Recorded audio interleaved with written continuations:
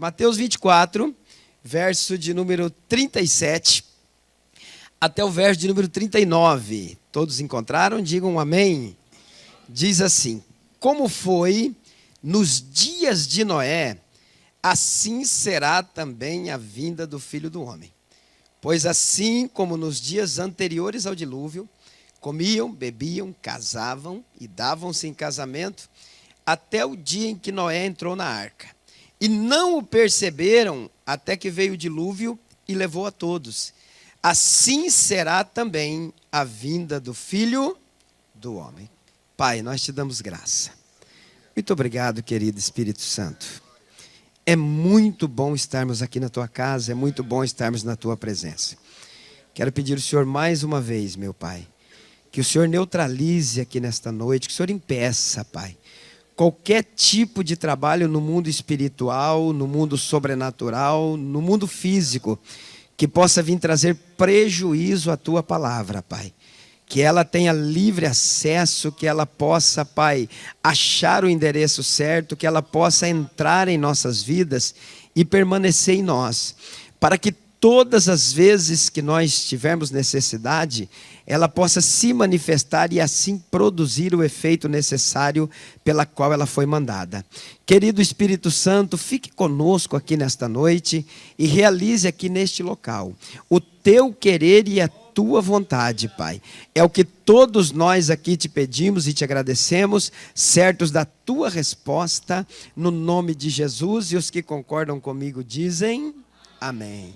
Tome seu assento. Nosso pastor presidente, queridos, está em Curitiba, tá? Teve uma reunião de urgência, teve que sair daqui, mas amanhã, se Deus quiser, o nosso pastor já estará conosco aqui. Meus queridos irmãos, o texto que nós acabamos de ler, por demais de conhecido da igreja, né? Tem algumas pessoas que, quando fala do capítulo de número 24 do livro de Mateus, eles sabem de cor e salteado, principalmente do versículo 35 a seguir, né? Agora, o texto que nós lemos aqui, ele nos arremete a um pensamento, a um estado de alerta. Porque quando Jesus falou esta frase, ele disse assim: como foi nos dias de Noé, assim será também na vinda do Filho do Homem. O primeiro problema que eu identifico nas nossas vidas é que parece que todos nós, num sentido geral, e eu estou incluído no meio, parece que pensamos que não morreremos, parece que pensamos que somos eternos. A ideia que a gente tem de vida é que a gente jamais vai morrer. Para a pessoa pensar na morte, ela tem que estar num estado profundo de depressão, de angústia, num estado de enfermidade para ela desejar a morte. Senão, o pensamento que nós temos acerca de vida é que somos pessoas eternas. E você quer ver que a coisa é tão interessante, é tão extraordinária, que é algo que quase não dá para entender. Por exemplo, quando alguém está enfermo e vai para o hospital, a situação dele é muito crítica, o que nós dizemos? Que a pessoa está o quê? Quem sabe? Desenganada. Nós dizemos assim: esse irmão que está enfermo há muitos dias, o médico deu 90 dias para ele, o médico olha para ele e fala: esse irmão, essa pessoa, estou desenganando ela. Por que desenganado? Então aquele irmão estava enganado que ia viver eternamente. Alguém enganou ele que ele viveria eternamente. Olha que é uma cultura nossa, pastor Everson. Quando alguém está enfermo, para o ano de estar desenganado. Por quê? Desenganaram ele, explicaram para ele que um dia ele teria que morrer e que infelizmente para ele aquele dia chegou. Aquele momento chegou, está muito perto de chegar. Nota-se que é uma cultura nossa achar que somos eternos, que viveremos para todo sempre. Ninguém planeja a sua morte. Ninguém fala assim: a minha morte vai ser num dia tal, hora tal, eu quero que seja dessa maneira. Não, ninguém pensa nisso. Até porque a vida, a Bíblia diz que ela é um dom dado por Deus, e é por isso que a vida é maravilhosa. Agora nós precisamos, é lógico, estar preparados para este evento. Para o evento que significa a nossa saída aqui da terra. Jesus não está falando da morte aqui, Jesus está falando de um fenômeno sobrenatural que alcançará os seres humanos.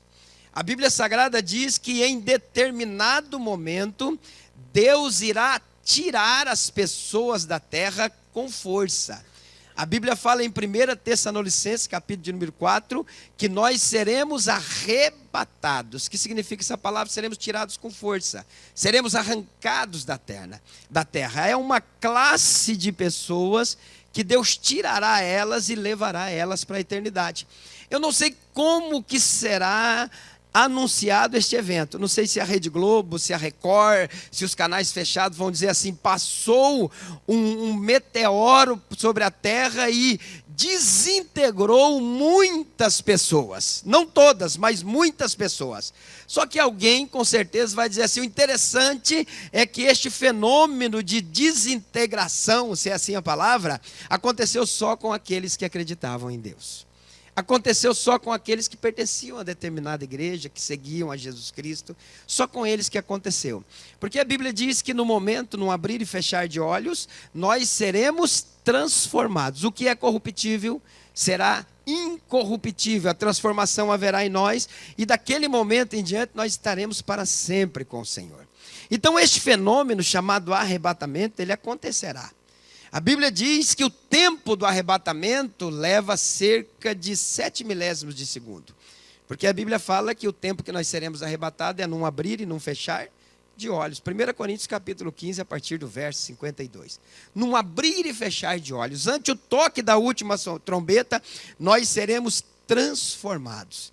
Então é o tempo necessário que Deus precisa para nos transformar no dia que Ele vier arrebatar a sua igreja. Não vai dar tempo para ninguém procurar o marido, a esposa, o filho, o pai, a mãe, o tio, a cunhada, falar, me perdoa, eu quero aceitar Jesus, procurar a igreja. Não vai dar tempo, porque vai ser muito rápido. A Bíblia também diz algo interessante, a Bíblia diz que ninguém sabe o dia e ninguém sabe a hora, pastor. A Bíblia diz que esse evento, esse fato será iminente, acontecerá a qualquer instante. Então o fato é que pode acontecer ainda hoje.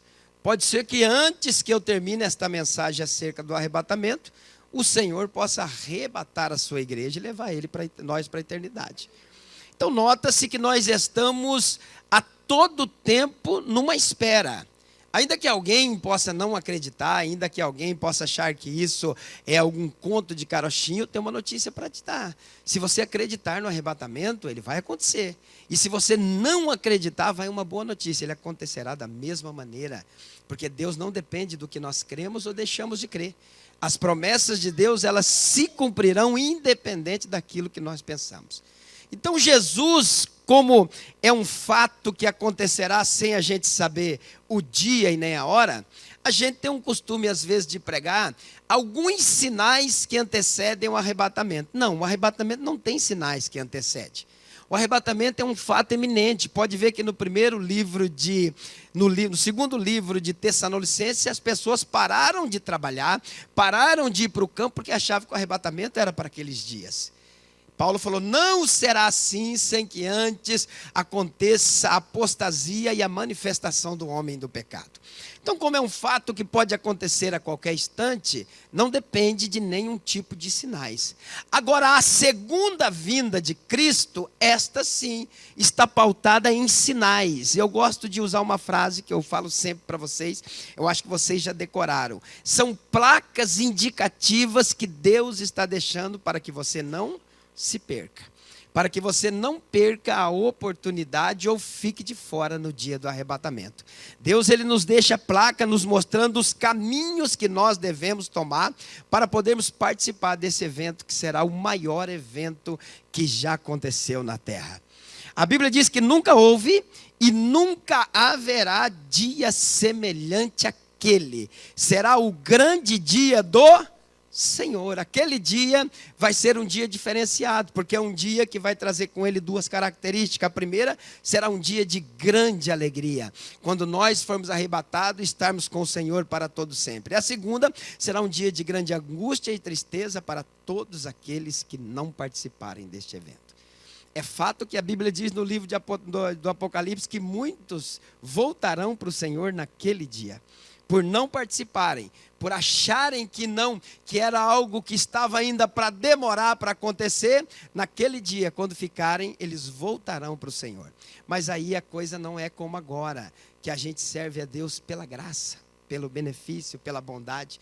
Naquele dia, do arrebatamento para frente, só herdará a vida eterna através do sangue. Nós teremos que dar a nossa vida para podermos herdar a eternidade.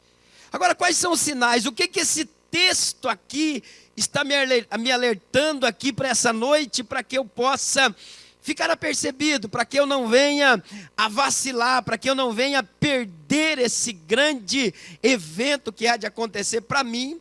Jesus, ele liga uma luz amarela, quando ele fala assim, como foi nos dias de Noé, assim será também na vinda do homem. É como você vai atravessar uma avenida que você está indo, está verde, daí de repente o sinal amarela, você presta atenção, você diminui a velocidade, e quando você está chegando, o sinal fica vermelho, você para você não ser multado pelo radar que tem naquele semáforo.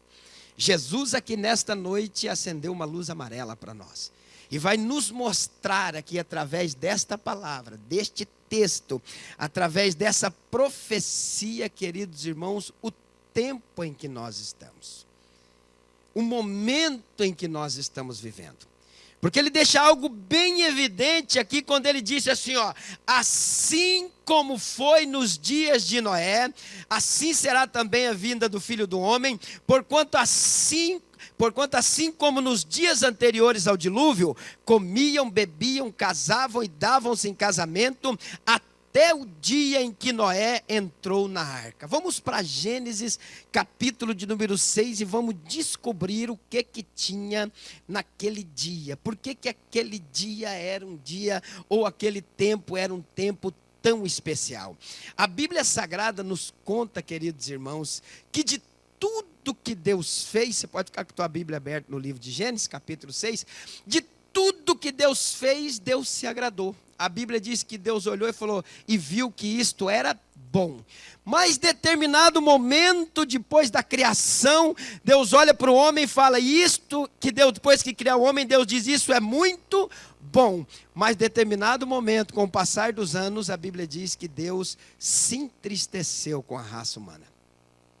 Depois de 9 gerações, queridos irmãos, de 7 até Noé, Deus decide colocar um ponto final naquela angústia.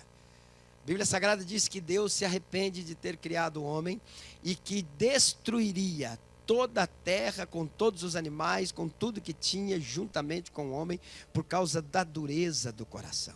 Olha que interessante, a Bíblia diz que naquela época, Gênesis capítulo 6, versículo 5, a Bíblia diz, e viu o Senhor que a maldade do homem se multiplicara sobre a terra, e que toda a imaginação dos pensamentos do seu coração era mal continuamente.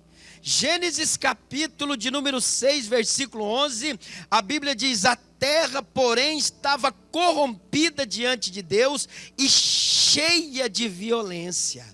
É algo interessante porque Jesus faz uma comparação com estes dias aqui que nós estamos dizendo.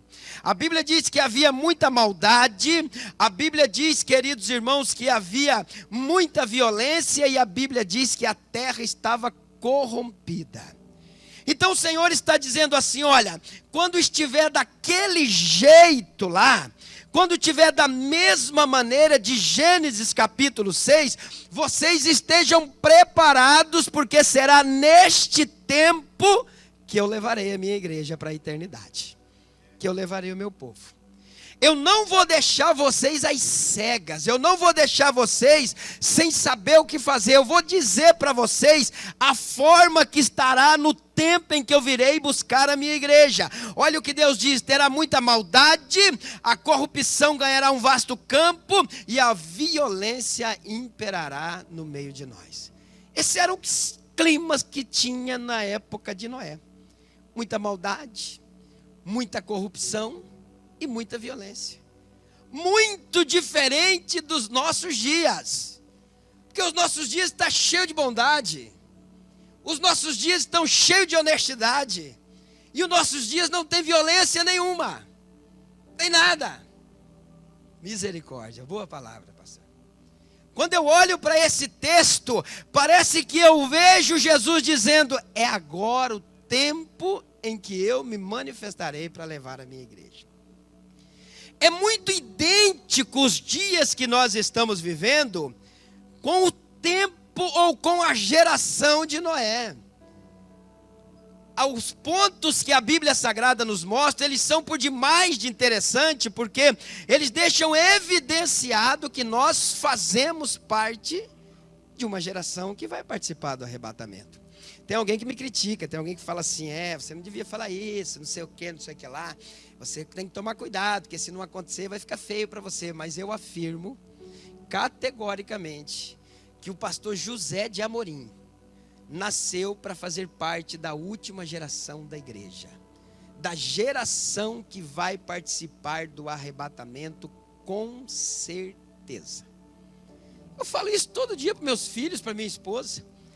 Nós não nascemos para deitar na sepultura. A minha geração, essa geração que eu estou pregando aqui nessa noite, não há dúvidas que é a última geração de crentes que Deus ainda usará na terra, porque em breve o que há de vir virá e não tardará. Então a gente tem que colocar a barba de molho, porque vai acontecer. E o interessante é que Deus usa esse tempo e traz para nós, queridos irmãos, alguns personagens que nós vamos identificar aqui nessa noite.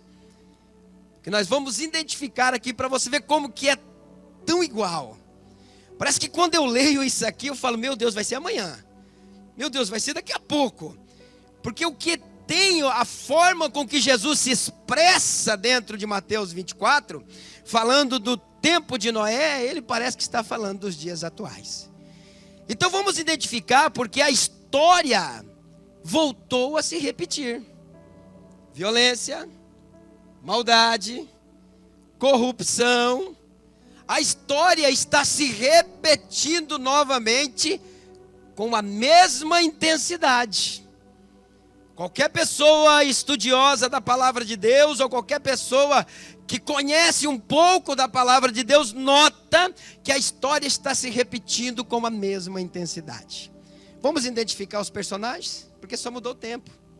Porque nós não somos a geração de Noé. Só mudou o tempo, mas, melhor dizendo, só mudou os personagens. Porque a história é a mesma. Você quer ver? Você vai achar na Bíblia, no capítulo de número 5 de Gênesis, você vai ver as gerações de Sete até Noé. Foram 9 gerações. A Bíblia diz que de Sete a seguir surgiu uma geração que começou a buscar o Senhor. 9 gerações que se diziam de Deus. Eu não estou falando de geração de 70 anos igual nós, não, irmã Célia. Estou falando de geração que vivia 900 anos. Que vivia 700 anos e começava a produzir filhos da mesma idade nossa, 20, 25, 22, da mesma idade. Imagina quantos membros tinha uma família. 9 gerações que se diziam, ou que a Bíblia diz que nasceram para buscar a Deus. Nasceram para buscar o Senhor. No meio dessas gerações, a Bíblia fala de um homem chamado Enoque, que andou com Deus e Deus tomou ele para si.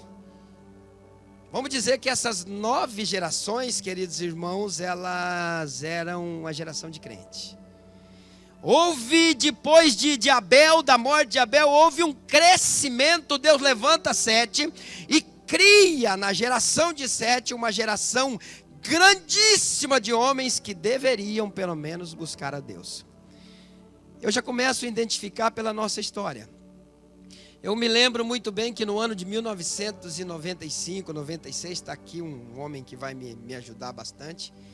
A igreja, ela era bem resumida, nós éramos a 11ª religião do mundo. Nós estávamos em 11º lugar. Então qualquer religião, por mais menor que fosse, ganhava de nós. Houve uma explosão do pentecostalismo no Brasil, a partir do ano de 96, que em pouco tempo nós pulamos de 11º lugar para 1º lugar na lista da maior religião de todo o planeta Terra. Não há uma religião do tamanho da nossa. Vamos pegar todas as igrejas, todos os cristãos, vamos pegar todos os católicos, não há nenhuma na terra que pelo menos seja a metade da nossa. Houve uma explosão, um crescimento que foi assustador. Do anos 90 para cá, Deus resolveu salvar o Brasil. Deus resolveu tirar todo mundo que estava perdido e colocar na presença dele. Para cada um de vocês sentado aqui nessa cadeira, já tem 3 que se desviaram, que não suportaram, que vieram para o Evangelho achando que o Evangelho era negócio. Eu vou para a igreja, vou ficar rico. Eu vou para a igreja, nunca mais eu vou sofrer. O neopentecostalismo que prega isso, que vem para a igreja não pode sofrer. Se for dizimista, não pode passar crise financeira. Eu nunca vi isso na Bíblia, irmãos. Não existe isso. Jesus falou: no mundo vocês terão dificuldades, no mundo vocês terão aflição, mas tem de bom ânimo. Eu, Jesus falando, venci o mundo. Então, do mesmo jeito que Deus levanta uma geração de 7 até Noé, Deus também mostra para nós, identifica que nós também, dos anos 90 para cá, houve uma explosão do cristianismo no Brasil e no planeta Terra. Eu identifico, queridos irmãos, e agora que vem o mais interessante, porque de 7 até Noé foi milhares e milhares, não, vamos ser mais certo, foi milhares de milhões e de milhões de pessoas. Amém ou não amém? Milhões de pessoas. Aí você chega, depois de 9 gerações, com milhares de anos, você vê Deus dizendo no capítulo 6, e eu achei graça em Noé, um homem. Não dá para entender. Um homem, irmão Samuel. Não podia ter um milhão? Ainda seria pouco. Mas a Bíblia diz que Noé, porém, achou graça aos olhos do Senhor. Todo o planeta Terra, milhões de pessoas criadas para buscar a Deus. Deus chega e diz assim: eu achei Noé. E Noé aqui, na nossa identificação dos personagens, Noé tipifica claramente a pessoa de Jesus Cristo. Não há dúvidas que Noé tipifica Jesus. Porque a Bíblia diz que Noé era justo e íntegro. Homem reto que andava diante da presença de Deus, que andava com Deus. Em Gênesis capítulo 6, verso 8 e 9, a Bíblia diz: Noé, porém, achou graça aos olhos do Senhor. E estas são as gerações de Noé. Noé era homem justo e íntegro em suas gerações. Noé andava com Deus. Noé tipifica claramente a pessoa de Jesus Cristo. Porque justo e íntegro, na nossa geração, só tem um. É Bíblia ou não é? Só Jesus. É fato ou não é? Porque a Bíblia diz que eu só me torno justo se eu for justificado por quem? Então cuidado se você se acha muito justão. Eu sou o cara, eu sou o bambambam, eu não faço nada de errado. Fique esperto, porque a Bíblia diz que a nossa justiça, ela se assemelha a pano podre. Está em Isaías, a trapo de imundícia. Só se tornamos justos porque Jesus nos justifica. Está no livro de Romanos, que Ele nos justificou. Por isso que é um perigo quando alguém se olha no espelho, ou quando alguém chega no meio, eu sou o cara, eu sou a cara, né? Todos nós estamos debaixo de pecado. Noé é claramente tipificado aqui pela pessoa de Jesus Cristo, porque quando nós falamos em justiça, nós estamos falando de uma conduta diante de Deus, e quando estamos falando em integridade, estamos falando em uma conduta diante dos homens. Aí a gente quebra. Justo, conduta diante de Deus. Integridade, conduta diante dos homens. Querendo ou não, a gente sempre dá uma pisadinha na bola. sempre a gente dá uma erradinha. Eu dei um seminário para vocês aqui sobre pecados matrizes, né? Quantas pessoas, irmãos, me procurou? Quantas? Pastor do céu, que bênção aquele seminário. Eu fiquei feliz, mas eu não entendi bem, porque os pecados matrizes que eu falei são coisas comuns e naturais que qualquer homem teria que fazer, mesmo não sendo cristão. Cristão, então, aí piorou, aí tem que fazer mesmo. Então não dá para entender algumas coisas em nós. É por isso que Deus, sabendo disso, levantou alguém para nos justificar. Sabe por que você vai para o céu? Porque Jesus vai te levar para lá. Sabe por que eu vou viver a eternidade de gozo e de prazer com Deus? Porque Jesus Cristo vai me levar para lá. Não tem outra porta, não tem outro caminho. O céu não está à venda. Não é dinheiro que compra a nossa entrada no céu. Não é minha justiça, não é minha integridade, não é a minha pregação, não é o meu louvor. O que vai me levar para o céu é a pessoa bendita de Jesus Cristo. Eu já falei para vocês, mas quero repetir, porque eu falei para os nossos adolescentes e para os nossos jovens, que para eles um pouquinho a cabeça deles parece que fica meio sem entender essa questão da graça. Eu disse para eles que o céu é mais ou menos assim, é uma festa, que você está muito desejoso, é a festa do ano, todo mundo vai, todo mundo quer ir, pastor. E agora você descobre para ir nessa festa, você precisa ter um convite, e você não tem o convite, mas você é de um temperamento sanguíneo, igual a eu, você é eu vou furar, vou entrar, vou dar um jeito. Aí quando você chega na porta, você dá uma olhada assim, vê dois seguranças assim, mais ou menos de 1,95, cada braço pesando mais ou menos uns 13 a 14 quilos, cruzado assim na porta, que é impossível de entrar ali. Aí você dá uma olhadinha, a festa tá coisa grande, mas você não tem convite, você não vai entrar. Aquilo aperta o teu coração. Meu Deus, fiquei de fora. Aquilo leva você a começar a chorar. Por que isso aconteceu comigo? Tanto que eu queria ir nessa festa, tanto que eu queria entrar. E quando você está saindo, que todas as esperanças suas terminaram para entrar na festa, você ouve uma voz lá de dentro do salão dizendo: ei, você aí que está aí fora. Aí você olha para trás. É você mesmo. É, pode entrar. Aí os seguranças olham para lá e falam: pode entrar porque é o dono da festa, é o anfitrião da casa, você tem direito de entrar. Pastor, me explica isso. Você está pensando que você vai para o céu porque você é bonzinho? Que você não faz nada de errado? Você vai para o céu só porque Ele vai te levar. É Ele que se tornou bom para nos dar direito à eternidade. Só vai para o céu quem anda com Deus. Noé andava com Deus. Noé tipifica claramente a pessoa de Jesus Cristo na construção da arca, preparando um lugar de escape para que as pessoas não morressem no dilúvio.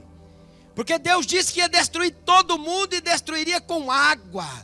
Destruiria, não ficaria ninguém. Noé constrói aquela arca num período de 120 anos, para que as pessoas que ouvissem a sua mensagem pudessem estar livres daquela perdição. Só que, como acontece naturalmente no nosso meio, irmão Jorge, Mansueli, as pessoas, quando a gente prega isso, elas zombam de nós. É um bando de ignorante.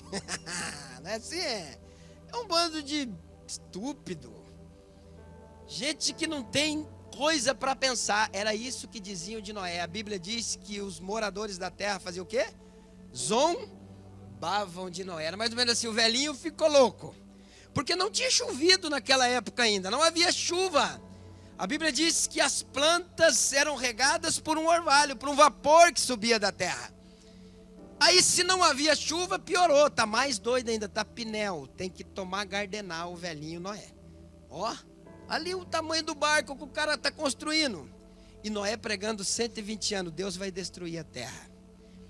Deus vai destruir a terra, entrem, vem para cá. Ah, vai, Noé, tá. Quando vai ser? Não sei, mas Deus vai destruir a terra, mandou avisar vocês, para vocês estar preparados. Verdade.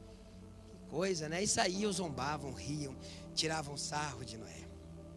E Noé pregando 120 anos, dizendo que Deus iria destruir a terra.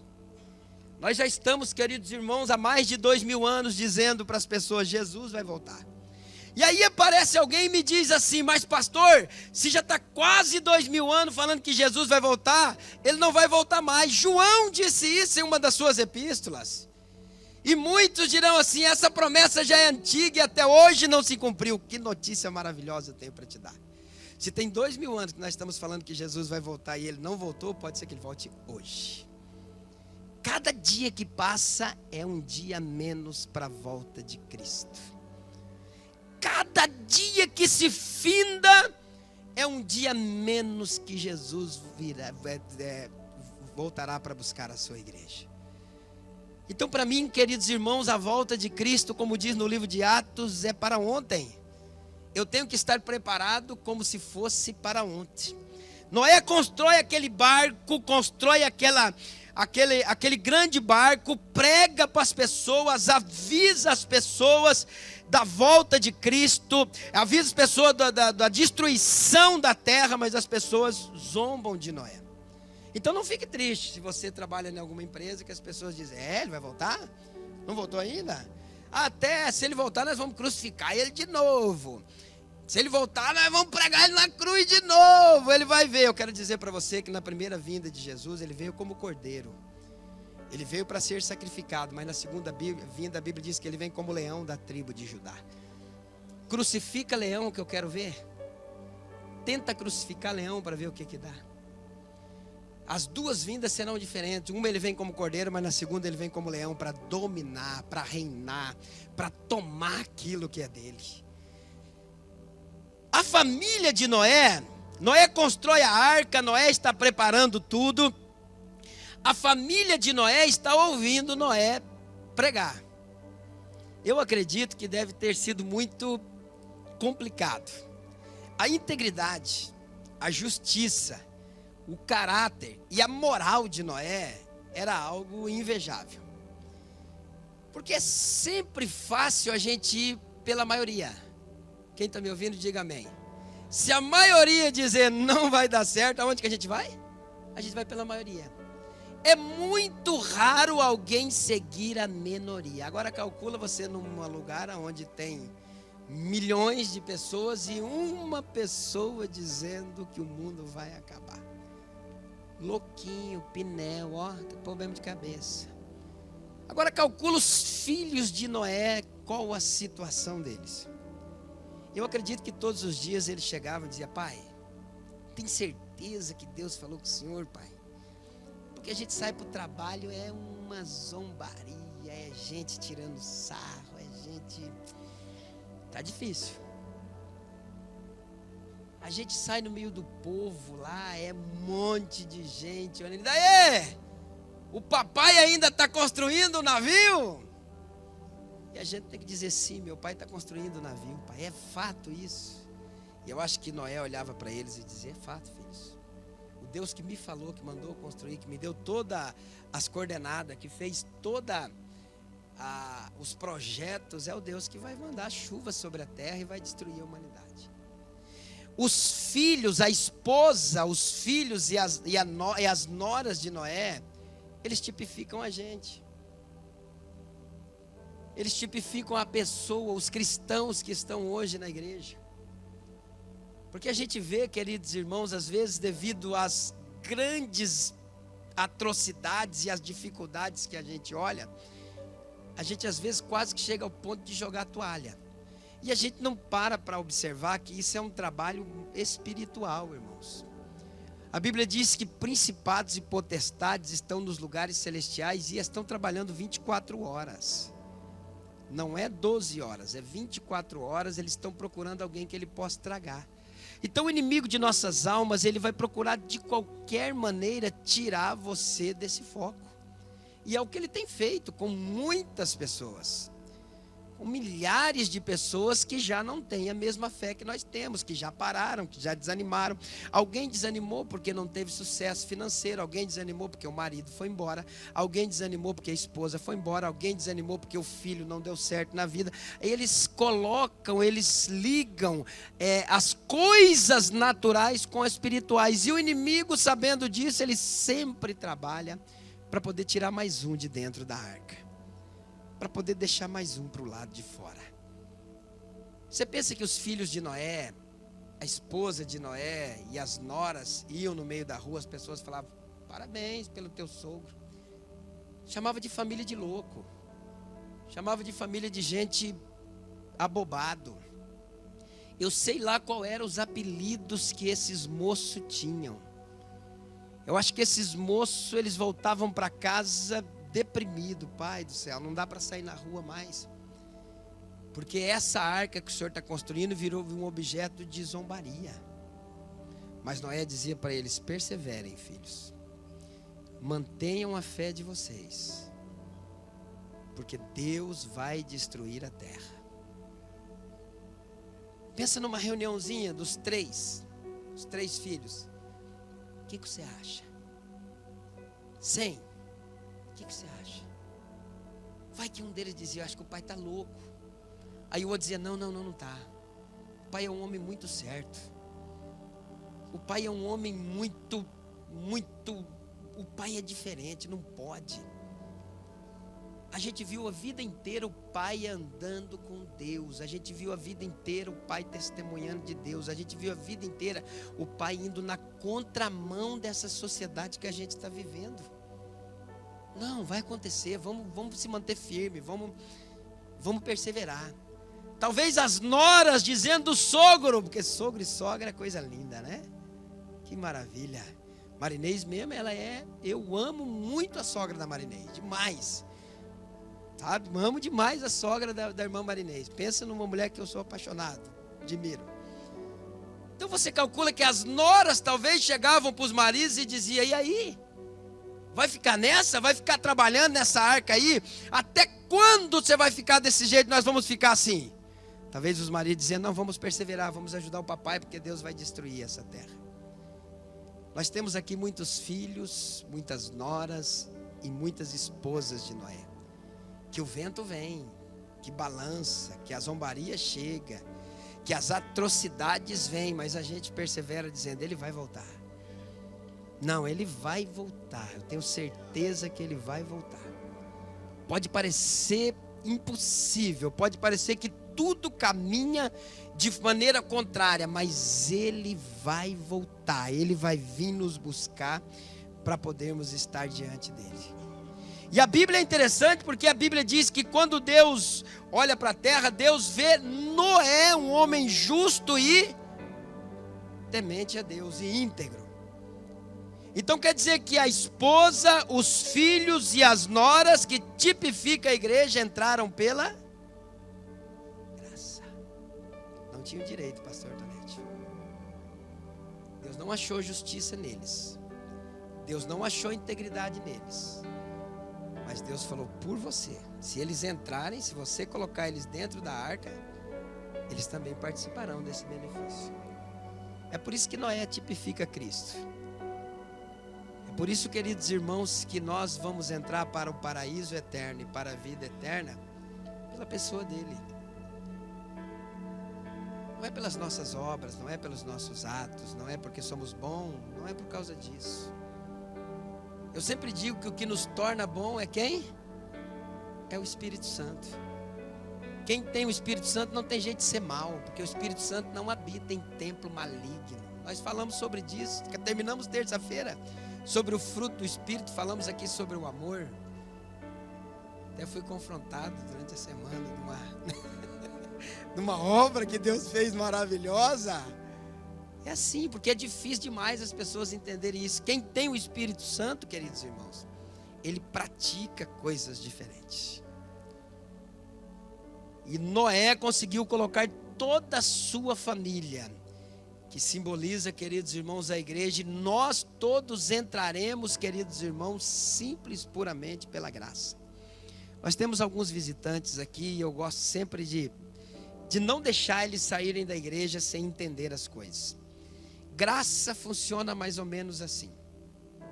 Eu já falei várias vezes aqui para vocês, parece até que eu sou meio repetitivo, mas Filipenses capítulo número 2 diz assim, Paulo disse assim, eu não me canso de vos dizer a mesma coisa, porque é para o vosso crescimento, para o vosso bem. Graça é mais ou menos assim, o que vai nos levar ao céu? Primeiro eu sempre falo que é um carro que bate no muro e destrói o muro. E o muro era lá da casa do Samuel. Aí o Samuel chega para aquele cara que bateu no muro dele, o cara está bêbado. Samuel disse para ele, rapaz, tu vai pagar meu muro. Você destruiu meu muro, vai pagar. Por que você bateu? Ele está bêbado aí, ó, bebeu todo, está com a cara cheia, vai pagar, tá bom? Vai ficar tanto aí meu muro. O que é isso? Justiça. É o que vocês lidam, é justo. O cara bateu errado, estava bêbado, destruiu o muro de Samuel, vai pagar o muro, é justiça. Agora pode ser que o Samuel chegue e fale, rapaz, tu está bêbado, estou vendo que você não está legal, pega o teu carro, conserta ele, tá? E deixa o muro que eu vou consertar, vai embora para tua casa, vai lá, viver a tua vida com a tua família, resolve o teu problema, vai numa mecânica, paga o conserto do teu carro que eu vou consertar o meu muro. O que significa isso? Misericórdia. Não cobrou o muro. Falou, eu arrumo o meu muro e você arruma o teu carro. Agora o Samuel chega e fala para ele assim, tu está bêbado, bateu no meu muro, quebrou o meu muro, eu vou arrumar o meu muro, eu vou arrumar o meu carro, eu vou arrumar uma clínica de recuperação para você e todo o custo que tiver, o que você precisar a partir de hoje, enquanto você não for liberto dessa bebida, eu não vou parar de te ajudar. Isso é graça. É isso que Deus fez comigo e com você. É isso aí. Nós batemos no muro da vida, derrubamos o muro, todo mundo fora da casinha, cheio de pecado. Deus olhou para nós e falou, sabe uma coisa, eu vou consertar o muro, vou consertar o teu carro, vou consertar a tua vida, vou fazer de você um homem e ainda vou levar você para o céu. Vou levar você junto comigo. Graça. Sabe por que eu não roubo? Sabe por que eu não bebo? Sabe por que eu não me prostituo? Sabe por que eu não engano ninguém? Sabe por que eu luto para não falar mal do próximo? Sabe por que eu não levo vantagem na vida de ninguém? Não é para ser salvo. Eu não bebo, eu não roubo, eu não fumo, eu não me prostituo, eu não engano ninguém, é porque eu já sou salvo. A minha identidade é celestial. Eu já fui salvo pela fé na pessoa de Jesus Cristo. E essa fé gerou isso dentro de mim. Há uma nova vida, uma transformação. Eu já disse para vocês 1 milhão de vezes e vou repetir. Quando a transformação é de fora para dentro, é legalismo. É lei, é religiosidade. Agora, quando é de dentro para fora, é transformação pelo Espírito de Deus. Quando você passa na frente do boteco, eu fiquei crente com 24 anos, pastor. Gostava de uma cajibrina, coisa linda. Jogador de futebol, acabava o jogo, tomava de caixa. Primeira coisa que nós procurávamos era um boteco para tomar de caixa. Aí eu aceitei Jesus. Aí se eu passo na frente do boteco e falo, meu Deus, calorão. Ai, que vontade louca de tomar uma dose. Ah, mas não posso, sou crente. Ai, se eu pudesse. Eu sou crente, não posso. Religiosidade. Não foi transformado. Porque quando a gente é transformado, a gente passa calorão de 50 graus. Tá borbulhando o negócio, você chega, me dá uma Coca-Cola aí, por favor. Dá uma Coca para mim, bem geladinha. Aí o pessoal, ei, cara, não vai tomar uma gelada? Estou tomando uma Coca, um Guaraná. Estou tomando aqui, não preciso mais me alcoolizar. Não tenho mais dentro de mim o desejo. Transformação acontece de dentro para fora. Religiosidade transforma de fora para dentro. A gente fica doido.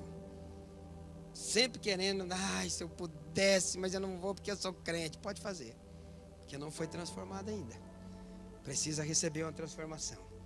Então a família de Noé, ela tipifica, queridos irmãos, os cristãos, tipifica a nossa vida.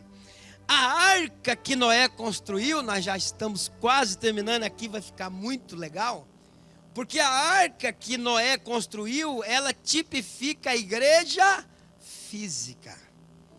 tipifica a igreja física onde nós estamos congregando. E agora a coisa vai entortar. Vai ficar meio estreita. A arca é o lugar de salvação. A igreja não é outro lugar. Quantas pessoas que vocês veem aqui todo o tempo vindo aqui confessando a Jesus como Salvador em lágrimas? Eu mesmo aceitei Jesus dentro de uma igreja. Foi lá que eu confessei a Cristo como Salvador. Foi um espanto para minha mãe, para meu pai, para todo mundo que conhecia. Falou, não pode, está querendo fazer alguma coisa na igreja.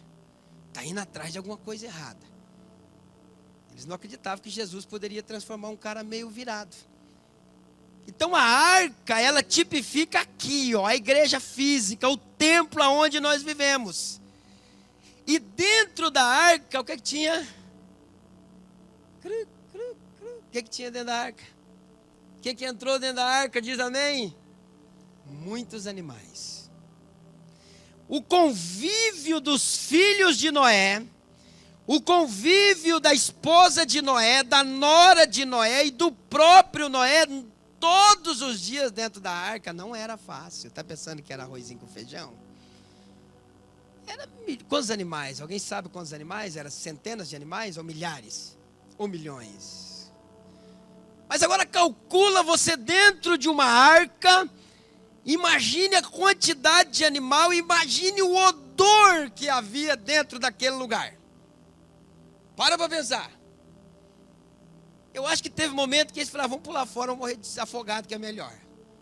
Que a coisa é ruim. Existem no nosso meio situações, queridos irmãos, existem pessoas que a personalidade dela se assemelha a um animal.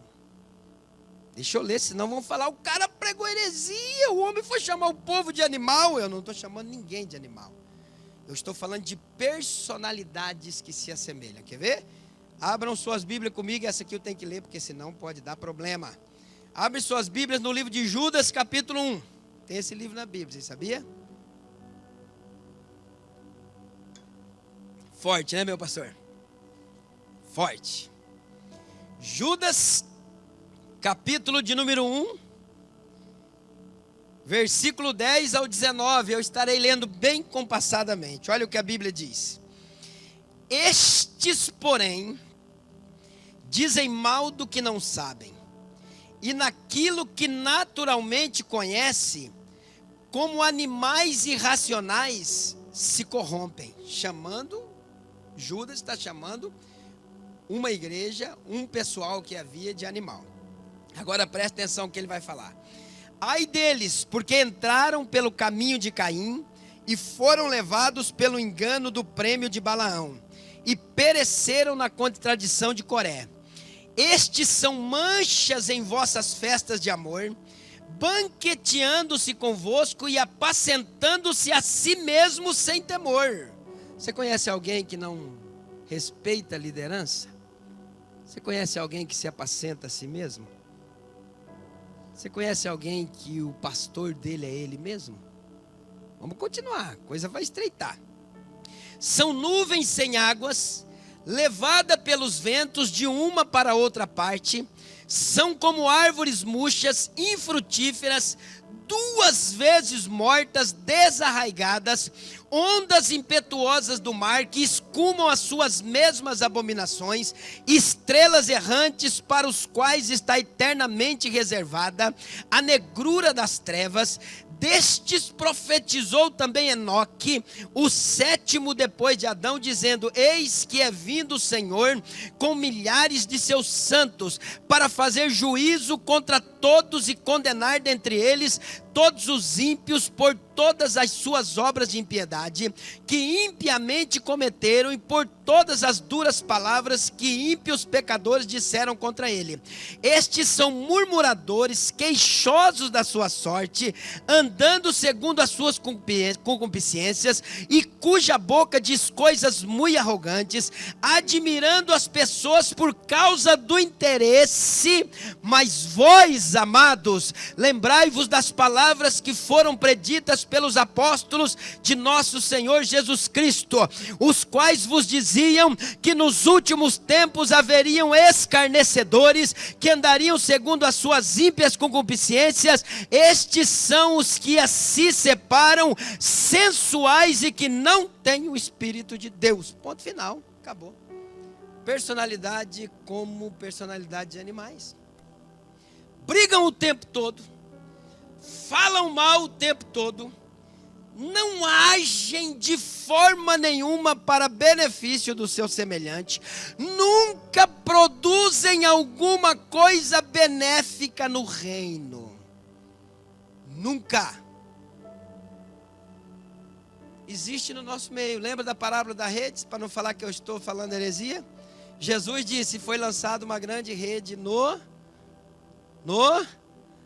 e nessa grande rede veio muitos bons e ruins. Aí veio e separou os bons dos ruins, não é assim?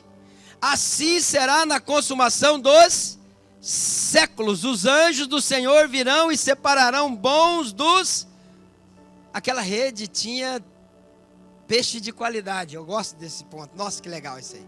Aquela rede tinha como é que é aquele peixe amarelo bonito nosso aqui? Dourado. Aquela rede tinha aqueles douradão, coisa de primeira. Aquela rede tinha aqueles pintado de enorme, que quando a gente pega a gente fica maravilhado, sai. Aquela rede tinha peixes de muita qualidade, mas naquela rede também tinha traíra. Naquela rede tinha baiacu. Sabe que peixe desgramado é esse aí? É um peixe que não serve para nada, irmão Jorge. Nada, tem um veneno dentro do infeliz. Naquela rede tinha traíra. Quem conhece a traíra? Puxa a pontinha do dedo para ela dar uma beliscadinha para você ver. Naquela rede que Jesus fala, também tinha um peixinho desse tamanhozinho, assim, pequenininho, um bagrinho, como é que é o nome dele? Aquele que fura a gente, mandizinho. Pensa num negócio que eu não sei como Deus criou aquilo, porque foi Deus que criou. Que se ele furar a ponta do teu dedo, é verdade ou não é, Samuel? Você que são pescador, dá febre de tão doído e o infeliz é desse tamanhozinho assim, ó. Pequenininho. Está no nosso meio, não adianta. Está junto com a gente. Nessa grande arca. Nesse grande barco chamado igreja. E a Bíblia diz, mas Jesus fala assim, olha, e saiu o semeador e semeou semente, e veio o inimigo à noite e semeou joio. Aí o discípulo diz assim, não deixe que nós vamos separar o joio do trigo. Jesus falou, não, deixai-os crescer junto, porque vai que você vai tirar um joio e sai um trigo junto. Porque tem um monte de joio que junto com ele tem trigo. Tem famílias que tem uma treva, mas o resto é tudo gente boa. Infelizmente. Aí Jesus fala, deixa que no fim dos tempos, os anjos vão pegar o joio e vão amarrar e vão lançar para ser queimado. E o trigo vai ser amarrado e vai ser colocado no celeiro. Eu sei que tem vezes que a vontade é não vir mais para a igreja. Não aguento, aquilo ali me tira a minha paz. Aquilo ali não tenho condições. Fica mais um pouco, persevera mais um pouquinho. Está quase chegando a hora de separar bode de ovelha. Não desanima agora. Nós estamos nos últimos metros da nossa corrida, da nossa carreira. Nós estamos chegando, já dá para ver o final. Já dá para ver a faixa dizendo assim, chegada. Persevera mais um pouco. No nosso caminho, às vezes, aparece muito tipo de personalidades que se assemelham a de animais. Que não honram, que não aceitam, que não... Pode falar o que for, eles partem para o braço se for preciso, eles não querem saber. O Espírito Santo passou longe.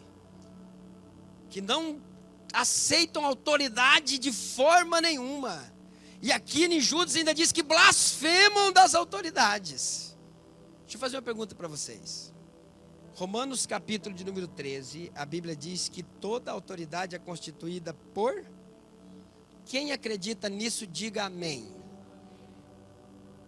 Preciso continuar? Toda autoridade é constituída por... Então não vem com essa conversa. Diabo colocou fulano ali. O Satanás colocou o presidente ali. Não, foi Deus que colocou. Foi Deus que colocou para poder fazer uma obra através da vida dele.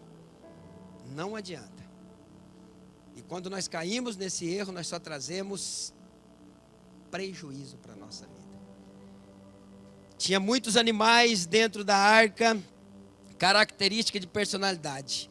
Mas também tinha muito, vamos terminar já, eu acredito que o odor, o cheiro, devia ser, Mário, uma coisa, pensa, 1 milhão de animal, não, vamos por 100 mil, não, vamos baixar para 10 mil, não, vamos baixar para 1000, que era mais, né? 1000 animais, defecando num lugarzinho só, numa arquinha. Que a Bíblia dá a metragem dela, não sei se era 100 por 80, quem sabe me ajuda. Mateus, se você souber, dá um grito aí. Era um espaço que não era muito grande. Era grande, mas não era, pensa, todos 7 pessoas, 8 pessoas para limpar. Pensa o cheirinho do ambiente. Que devia ser. Diz a Bíblia que tinha uma janelinha. Diz ou não diz? Pequena. Não era uma janela, pastor? Não era uma janelinha? E a Bíblia diz que Deus trancou a arca para o lado de fora. Porque senão Noé ia ficar com dó, ou talvez eles não iam aguentar e ia querer sair da arca. Uma janelinha, imagina o aroma, que fantástico que era o aroma dentro daquela arca. E tem animal que é complicado. Devia ter porco lá, não devia ter, Thalita? Devia ter porco. Eu vejo no meu pai, se fica um dia sem lavar o chiqueiro, é insuportável. Meu pai mora no sítio, meu Deus do céu. O que significa isso, pastor Amorim? Vamos lá para 2 Timóteo, capítulo 3, do versículo 1 ao 13. Sabe o que é esse cheiro ruim? É esse sistema iníquo, sistema corrompido que nós vemos aqui no nosso meio. É esse mundanismo, essa falta de temor a Deus, de pessoas que estão dentro da igreja, de líderes, de nós que estamos, que faz da igreja, muitos líderes, um objeto de ganho, um objeto de benefício próprio, que fazem da igreja um lugar para se promover. O que tem de gente de sucesso hoje no nome, eu não consigo entender isso. Tem gente que tem iate, que tem coisa extraordinária pelo nome de quem? Através do nome de Jesus, o camarada constituiu riquezas infindáveis. E o Jesus que eu conheço, o nosso Jesus, olha que coisa linda. Chega alguém e fala, eu vou te seguir. Ele vai, pode vir. Só que eu vou dar uma dica. As raposas têm seus e as aves têm seus, mas eu não tenho nem onde colocar a cabecinha para um lado direito ou esquerdo. E pelo nome de Jesus a gente vê pessoas poderosíssimas. Eu não sei como isso chega nos narizes de Deus. Não que não podem, irmão. Podem. Mas se estiver cumprindo aquilo que Jesus determinou. Não sei. Fazendas, iates, e assim vai a lista do poderoso. Carros que a gente vai falar o nome, a gente não sabe falar o nome, João. Que quando eu olho, penso que é língua estranha. Tão diferente que o negócio é. Pelo nome de Jesus. Pelo nome de Cristo. Aí Paulo vem e arrebenta a gente também. Paulo não podia fazer isso com a gente. Paulo diz que todo obreiro é digno do seu salário. Glória a Deus. Por isso que eu ganho salário. A Bíblia diz que eu posso ganhar. Mas Paulo fala assim, se você tiver com que se cobrir e tiver com que se alimentar, esteja com isso contente. Vamos lá. 2 Timóteo 3, de 1 a 13, eu já termino. Sabe, porém, isto, que nos últimos dias sobrevirão tempos trabalhosos. Porque haverá homens amantes de si mesmos, avarentos, presunçosos, soberbos, blasfemos, desobedientes a pais e mães, ingratos, profanos, sem afeto natural, irreconciliáveis, caluniadores, incontinentes, cruel, sem amor para com os bons, traidores, obstinados, orgulhosos, mais amigos dos deleites do que amigos de Deus, tendo aparência de piedade. Crente, vou continuar. Tendo aparência de piedade, mas negando a eficácia dela. Destes afasta-te, porque deste número são os que se introduzem pelas casas e levam cativas mulheres nécias, carregadas de pecados, levadas de várias concupiscências, que aprendem sempre e nunca podem chegar ao conhecimento da verdade. E como Janes e Jambres resistiram a Moisés, assim também estes resistem à verdade, sendo homens corruptos de entendimento e réprobos contra a fé. Não irão, porém, avante, porque a todos será manifesto o seu desvário, como também foi o daqueles. Tu, porém, tens seguido a minha doutrina, modo de viver, intenção, fé, longanimidade, amor, paciência, perseguições e aflições, tais quais me aconteceram em Antioquia, em Icônio e em Listra. Quantas perseguições sofri, e o Senhor de todas me livrou. E também todos os que piamente querem viver em Cristo Jesus padecerão perseguições, mas os homens maus e enganadores irão de mal para pior, enganando e sendo enganados. Por isso que eu digo para você, para que desanimar quando você sente um cheirinho ruim? Teu negócio não é o que está acontecendo aqui, meu irmão. Teu negócio é permanecer dentro desse barco, dentro dessa arca. Porque eu tenho uma palavra para te dizer e ela tem que ficar no seu coração e eu vou terminar. Se eu sair da arca, vai na janelinha, vamos comigo agora na janelinha, porque só tinha uma janelinha. Vamos lá, na janelinha onde nós vamos olhar para o lado de fora da arca. O negócio está fedendo aqui dentro. Tem umas coisas estranhas no nosso meio. Tem gente que parece bicho. Agora dá uma olhadinha pela janela. O que tem para o lado de fora? Vamos lá. O que tem? Água e mais o quê? Tem mais uma coisinha para o lado de fora. O que tem? Cadáveres boiando que foram mortos pelo dilúvio, em estado de putrefação. Está podre mais lá fora do que aqui dentro. Acorda, igreja. Não vamos mais vir para a igreja. Então vai lá para morrer afogado. No meio dos cadáveres, para não falar um negócio mais forte. Tem que perseverar. Tem que continuar.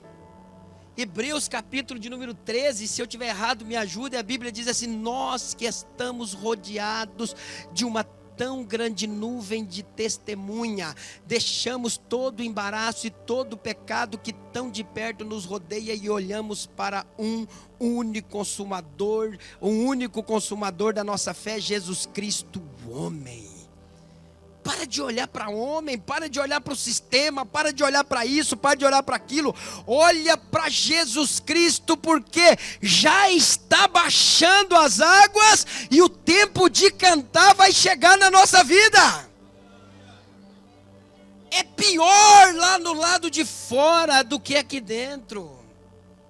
É pior. Se você sair para fora, você vai ver muita coisa podre. Você vai ver corpos boiando, aqueles que zombaram de Noé, aqueles que riram dele, estão lá inchados, desse tamanho, explodindo. Já viu quando a pessoa morre afogada? Quando ela boia, fica desse tamanho, fica gigante. Tudo podre. Não quero mais ir para a igreja, porque não sei o que. Não, lá fora é pior. Lá fora você morre afogado, lá fora tem um fim trágico. Eu termino dizendo para vocês que quando Noé fechou a arca, a Bíblia Sagrada diz que se passaram 7 dias.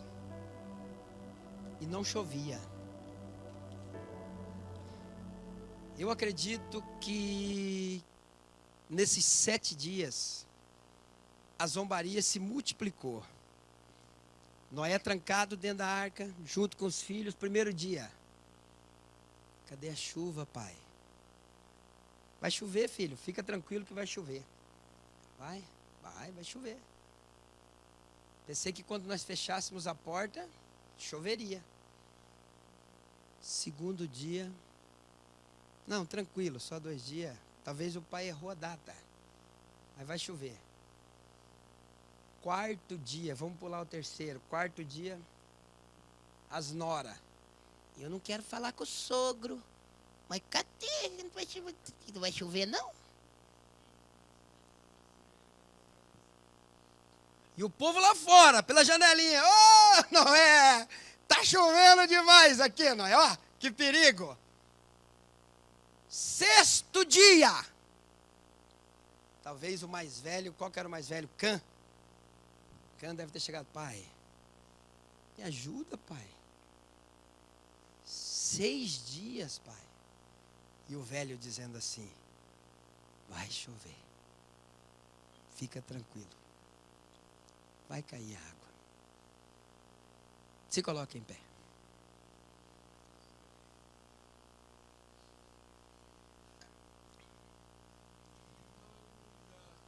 Sétimo dia, Roberto. A Bíblia Sagrada diz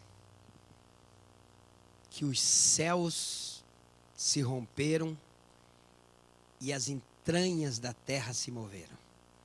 E jogaram água para cima, veio água de cima e veio água de baixo. No 7º dia, eu acho que Noé olhou para todos eles e disse assim: eu disse que ia chover, porque Deus falou que ia chover. Sabe o que eu quero dizer para você? Ele vai voltar. Pastor, mas eu estou 40 anos na igreja, pastor. Glória a Deus. Você é o que está mais perto dele. Ele vai voltar. Ele prometeu que ele voltaria. Ele prometeu que ele nos levaria um dia para estar junto com ele para todo sempre. Ele disse: assim como vocês viram, ele não, o anjo disse, assim como vocês viram este Jesus que foi tomado no céu, ele voltará outra vez para nos levar aonde você, para estar com ele para todo sempre. Pastor, me explica. Mais um pouquinho. Vai chover. Em nome de Jesus. Se ele não voltar hoje, se tiver culto amanhã, consagração amanhã, vamos esperar até quinta. Se ele não voltar quinta, pastor, vamos esperar no sábado. Se ele não voltar no sábado, vamos esperar domingo, irmã Célia. Se ele não voltar domingo, a gente vai esperar na outra terça-feira, quando a gente vai se reunir de novo. Se ele não voltar na outra terça-feira, nós vamos esperar até o dia que ele voltar, Samuel. Porque uma coisa é certa: Jesus Cristo voltará e nos levará para sempre, para viver eternamente com ele.